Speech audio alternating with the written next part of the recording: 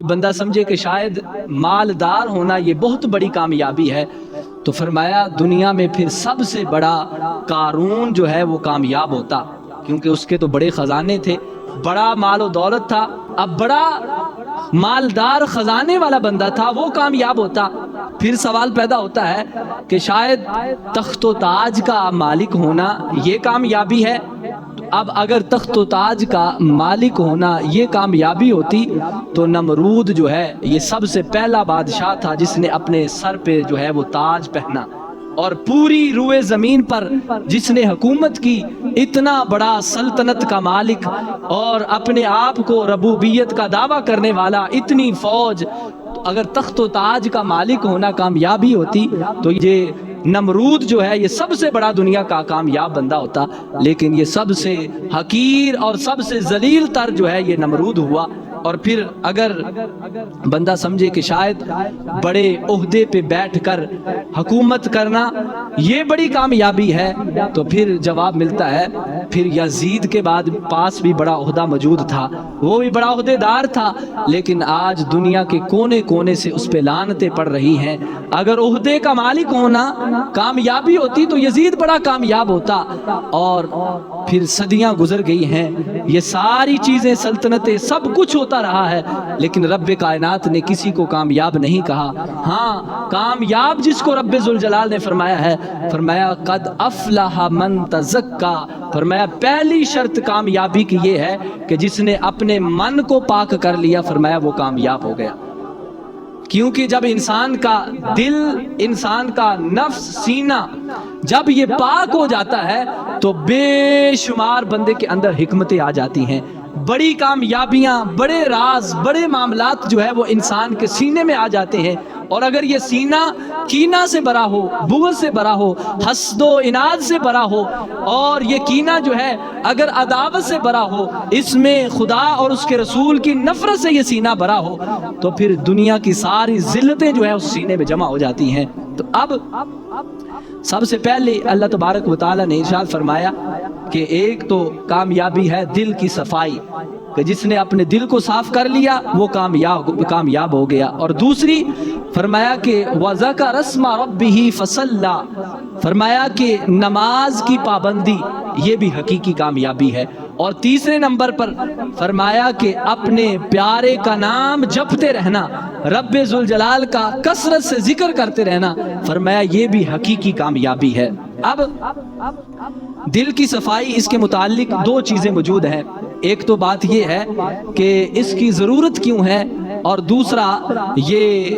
کیسے جو ہے وہ دل ہمارا صاف ہوگا، کیسے پاک ہوگا۔ تو فرمایا یہ دل یعنی قلب جو ہے یہ پورے قالب یعنی پورے بدن کا بادشاہ ہے۔ اگر یہ دل کا ستھرا ہونا، اگر یہ دل صاف ہو گیا تو فرمایا پورا قالب، پورا جسم جو ہے تمہارا جو ہے وہ صاف ستھرا ہو جائے گا۔ اس لیے فرمایا کہ یہ دل تمہارے جسم میں، سینے میں ایک لوتھڑا ہے، اگر وہ درست ہو گیا تو فرمایا تمہارا پورا بدن درست ہو گیا، اور اگر وہ درست نہ ہوا تو فرمایا تمہارا پورا بدن جو ہے وہ خراب ہو جائے گا۔ اسی لیے جب بندہ گناہ کرتا ہے تو اس کے دل پہ ایک چھوٹا سا سیاہ نقطہ لگ جاتا ہے، پھر وہ گناہ کرتا ہے، وہ بڑھ جاتا ہے، پھر گناہ کر، حتیٰ کہ پورا دل اس کا گناہ کر کر کے سیاہ ہو جاتا ہے، اور اس کا دل جو ہے گناہوں سے بھرا ہوتا ہے، لبریز ہوتا ہے۔ اب اس کو پاک کیا جاتا ہے۔ کیسے پاک ہوتا ہے؟ اب فرمایا یہ قلب پورے قالب کا، پورے جسم کا بادشاہ ہے، اور اس کی زندگی پورے بدن کی زندگی ہے، اور اس کا مردہ ہونا یہ پورے بدن کا مردہ ہونا ہوتا ہے۔ اس لیے کسی نے فرمایا زندگی زندہ دلی کا نام ہے، زندگی زندہ دلی کا نام ہے، مردہ دل خاک جیا کرتے ہیں۔ کہا جن کے دل زندہ ہوتے ہیں وہی زندگی ہے، اور جن کے دل مردہ ہو گئے ہیں ان کی زندگی کیا زندگی ہے۔ اب رب ذوالجلال ایک ایسا شخص جو فوت ہو گیا ہے، جس نے راہ خدا میں اپنی جان دے دی ہے، دنیا کی نظر میں اس کا بدن مردہ ہو چکا ہے، اس کا خون بہہ گیا ہے، اس کا نماز جنازہ پڑھ لیا گیا ہے، اس کو قبر میں دفن کر دیا گیا ہے، اب سارے لوگوں کی نظر میں وہ مردہ ہے، یعنی وہ مر چکا ہے، لیکن جو راہ خدا میں مرا ہے، اللہ تبارک و تعالیٰ فرماتا ہے بل احیاء، فرمایا لوگوں تم مردہ تصور کر رہے ہو، حقیقت میں یہی بندہ زندہ ہے۔ کیوں؟ کیونکہ اس نے اپنی زندگی کو راہ خدا میں خرچ کر دیا ہے،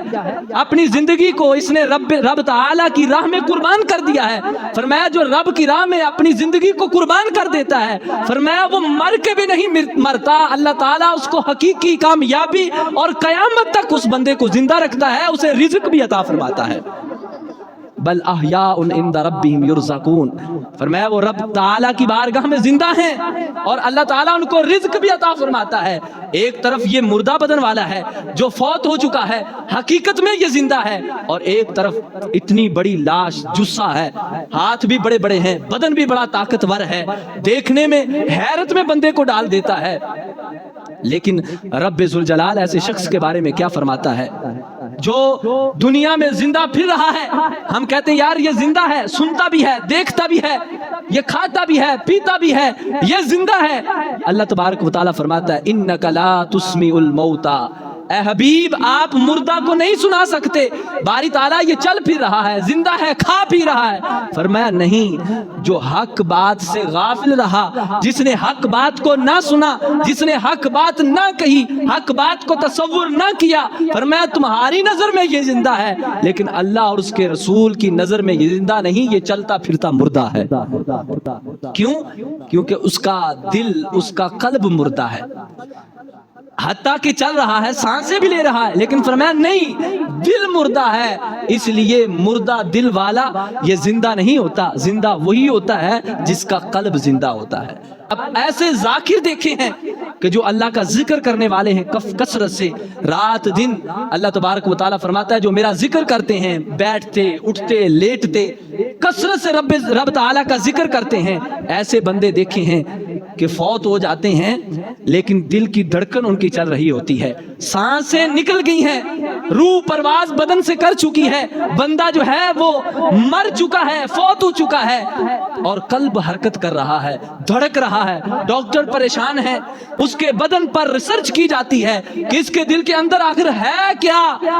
بدن مردہ ہو چکا ہے، سارا بدن نہ ہاتھ کام کرتا ہے، نہ اس کا پاؤں کام کرتا ہے، زبان بھی بند ہے، روح پرواز کر چکی ہے، آخر دل میں ہے کیا جو دل دھڑک رہا ہے؟ تو سائنسدانوں سے پوچھا جاتا ہے، ڈاکٹروں سے پوچھا جاتا ہے، ریسرچ کی جاتی ہے، سارے جواب دے جاتے ہیں، اور جب قرآن سے پوچھا جاتا ہے، اللہ کے ولیوں سے پوچھا جاتا ہے، تو وہ ولی کہتے ہیں یہ رات دن اس مالک کا ذکر کرتا تھا، اب دنیا سے چلا گیا ہے، رب تعالیٰ نے ذکر کی برکت سے آج جسم اگرچہ مردہ ہو چکا ہے لیکن اللہ نے اس کے ذکر قلب کو ابھی بھی زندگی بخشی ہوئی ہے۔